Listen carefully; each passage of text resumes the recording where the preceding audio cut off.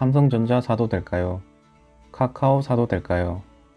주식 투자를 시작한 당신이라면, 주식 공부를 시작한 당신이라면 가장 많이 듣고 하는 말 중 하나 아닐까요? 코로나 이후 주식 열풍이 불었습니다. 이때 삼성전자나 카카오를 샀으면 100% 넘는 수익률을 볼 수 있었습니다. 그러나 나는 왜 그때 사지 못했던 걸까요?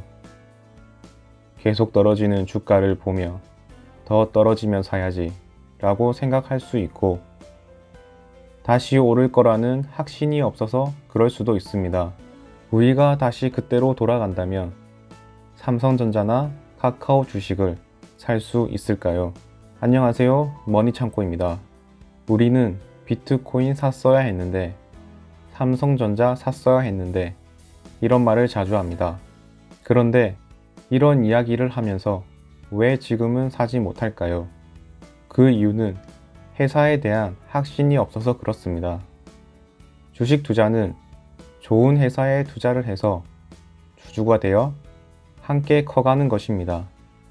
내가 투자할 좋은 회사는 남들이 좋다고 해서 되는 것이 아니라 내가 판단해야 합니다. 그 회사의 뉴스를 찾아보고 재무제표, 수익 구조 등을 보고 투자할 가치가 있는 회사인지 판단해야 합니다. 여러분들은 공부나 운동을 배울 때 하루아침에 숙련자만큼 할 수 없는 것처럼 기업 또한 하루아침에 성장할 수가 없습니다. 그러나 우리는 매일매일 주가창을 보며 1에서 3% 떨어진 것에 일희일비하게 됩니다. 주가창을 보는 것이 아니라 우리가 투자한 기업의 뉴스를 찾아보면서 이 회사가 나 대신 일을 잘하고 있는지 찾아보는 것이 더 큰 도움이 될 것입니다. 내가 생각했던 대로 잘하고 있다면 수익률은 마이너스일지라도 조금 더 지켜볼 필요가 있고, 잘하지 못한다면 투자를 그만하는 게 좋습니다. 코로나 때문에 주식이 폭락했을 당시 회사의 문제가 아니라 외부적인 요인으로 주가가 떨어졌다면 그것은 그 기업의 가치보다 싼 가격이기 때문에 더욱더 공격적으로 매수할 필요가 있습니다. 쌀 때 사고 비쌀 때 파는 것은 가장 좋은 거래 방법입니다. 그러나 초보자들이 좋은 회사를 찾고 투자하는 것은 쉽지 않습니다. 각 증권사들이 출시하고 있는 ETF 상품을 활용해 보는 것도 한 방법입니다. ETF란 지수 또는 특정 섹터를 추종하는 펀드를 거래소에 상장시켜 투자자들이 주식처럼 편리하게 거래할 수 있도록 만든 상품입니다. 미국은 S&P 500, 나스닥 100 지수 등이 있는데요.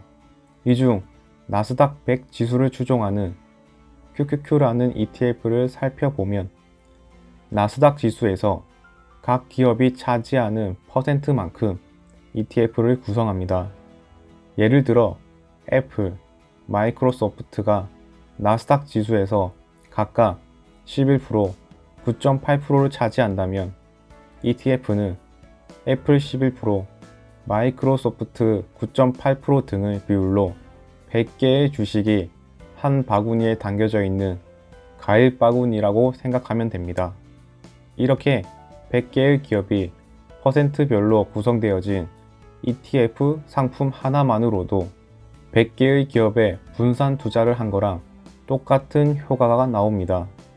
또 사고 싶은데 비싸서 못 샀던 주식들, 예를 들어 아마존 같이 한 주가 3,000달러가 넘는 주식을 368달러라는 적은 금액으로도 살 수 있게 됩니다. 그러면 어떤 식으로 주식을 매수해야 할까요? 주식 투자에 있어서 자신만의 원칙을 만드는 것이 가장 중요합니다.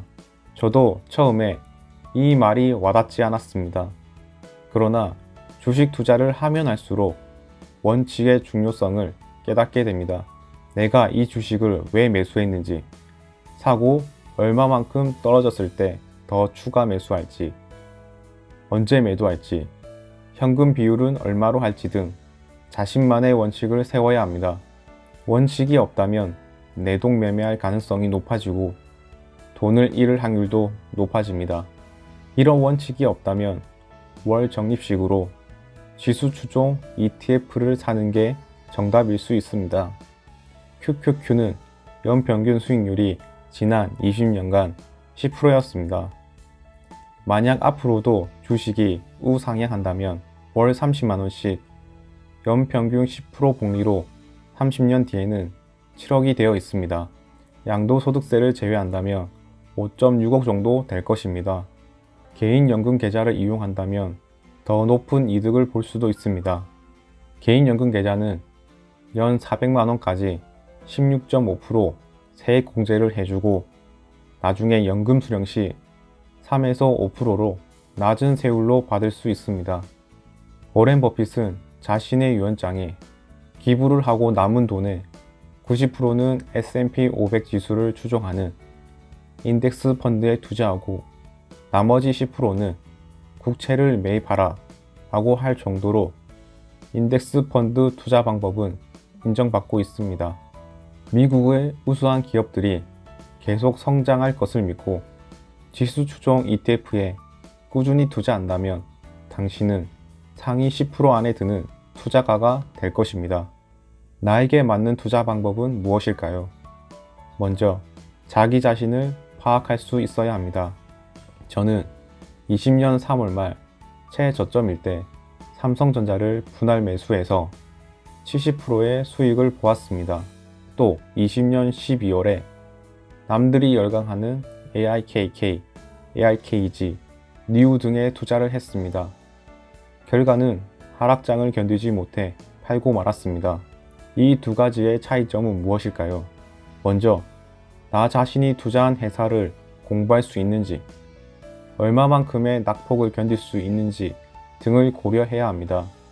남들이 좋다는 말만 듣고 사게 된다면 그것은 고점일 확률이 높고 내가 공부를 해서 확신이 있으면 낙폭을 견딜 수 있고 오히려 기회로 볼 수도 있습니다.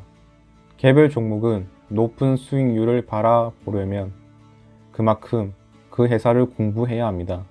그래야 주식이 폭락을 하더라도 버틸 수 있고 더 공격적으로 매수도 할 수 있습니다. 반면 이런 공부가 힘들다고 생각된다면 지수 추종 ETF를 월 적립식으로 투자를 하면 최소 상위 10%에 드는 투자가가 될 수 있습니다. 어떻게 하면 투기가 아닌 투자를 할 수 있을지 알아보았습니다. 주식을 자신만의 원칙을 세우고 회사를 공부하여 개별 종목을 투자하고 그것이 힘들 때는 ETF를 통해 분산 투자를 하여 주식 투자를 해보면 어떨까요? 지금까지 투자 방법에 대해서 이야기해 보았습니다. 다음에는 직장인 필수라고 할 수 있는 개인연금 계좌에 대해서 알아보겠습니다.